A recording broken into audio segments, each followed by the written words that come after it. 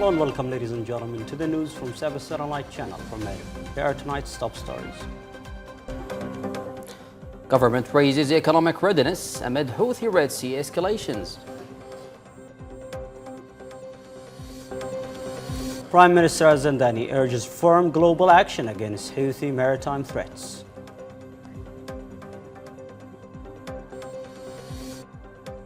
Also, our parliament condemns escalating Israeli settler attacks in the West Bank.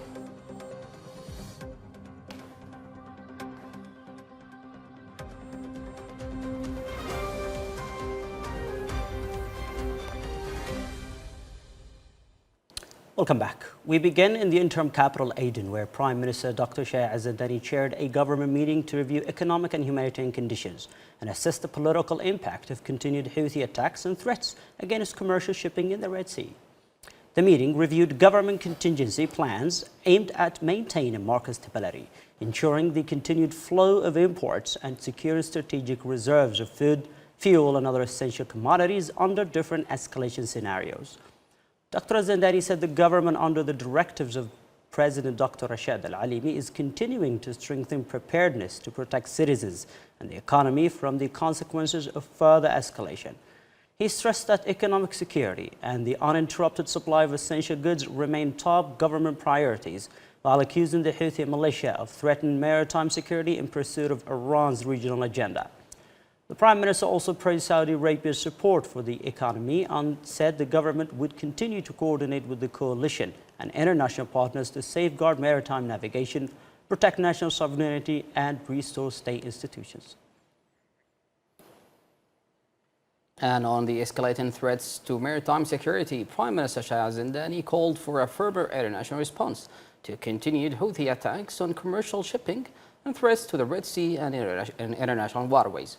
In a post on X, Zandani said the attacks demonstrate the militia's implementation of an Iranian agenda aimed at destabilizing the region and undermining international maritime security.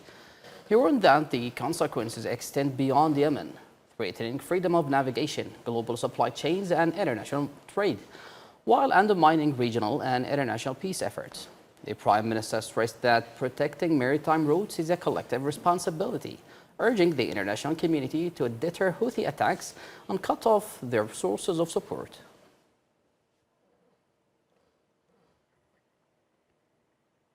Meanwhile, Information Minister Muammar al-Eryani rejected renewed Houthi claims of a blockade, accusing the militia of using the narrative to justify military escalation and deflect responsibility for worsening economic and humanitarian conditions. In a press statement, al-Eryani said the militia collected more than $100 billion from ports, customs, taxes, telecommunications, and other levies since its takeover of state institutions, in addition to more than $3 billion during the first 4 months of this year. Al-Eryani said the continued arrival of commercial and fuel shipments at Hudaydah, As-Salif, and Ras Isa ports contradicts Houthi claims of blockade, arguing that the central issue is not the availability of resources, but how revenues are controlled and spent. The minister affirmed the militia diverts resources toward weapons, recruitment, and its war economy, while using humanitarian suffering as political leverage. He concluded that renewed blockade claims are now being used to justify threats against international shipping and global energy security, calling for scrutiny of how revenues collected in Houthi-controlled areas have been used. The Ministry of Justice condemned Houthi mortar shelling of the judicial complex in Taiz, describing the attack as a violation of international humanitarian law and an assault on justice institutions. Justice Minister Judge Badr Al-Arida said targeting judicial facilities reflects the militia's broader campaign against state institutions and disregard for international protections afforded to civilian facilities. Al-Arida stressed that the attack would not prevent the judiciary from carrying out its duties and upholding the rule of law. He called on the United Nations, the international community, and human rights organizations to condemn the shelling and support accountability for attacks against civilian and judicial institutions.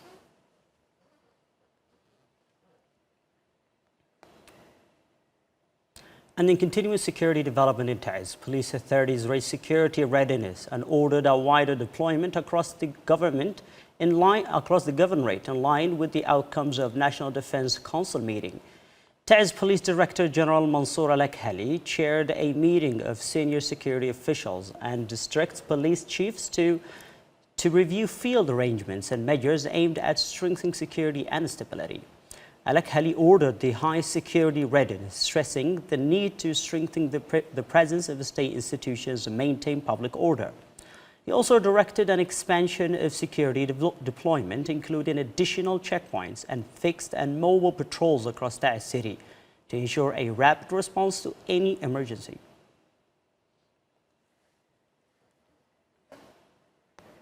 In Gaza, 3 Palestinians were killed and more than 10 others wounded in a series of Israeli airstrikes across their territory.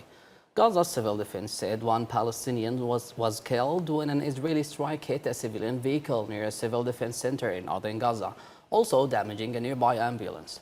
In central Gaza, another Palestinian was killed in a strike on a tent near Az-Zawaida, while an Israeli strike on the entrance to Al-Aqsa Martyrs Hospital in Deir al-Balah killed a nurse and wounded several others.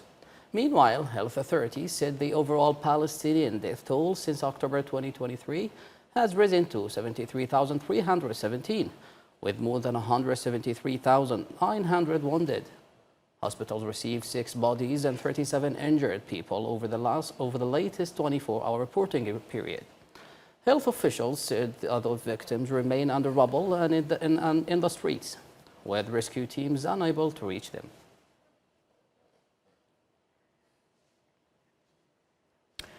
With the rising Israeli violations in Palestine, Arab Parliament President Mohammed Al-Yamahi condemned escalating attacks by Israeli settlers, Palestinians and their property in the occupied West Bank. In a statement, Al-Yamahi said the attacks carried out under the protection of Israeli forces have resulted in deaths and injuries, as well as the burning of homes and property. He described the violence as a violation of international law, warning that continued attacks and settlement activity undermine prospects for a just and comprehensive peace. Al-Yamahi called on the international community, the UN Security Council and the United Nations and International Criminal Court to act urgently to protect Palestinians, ensure accountability and settle violence and impunity.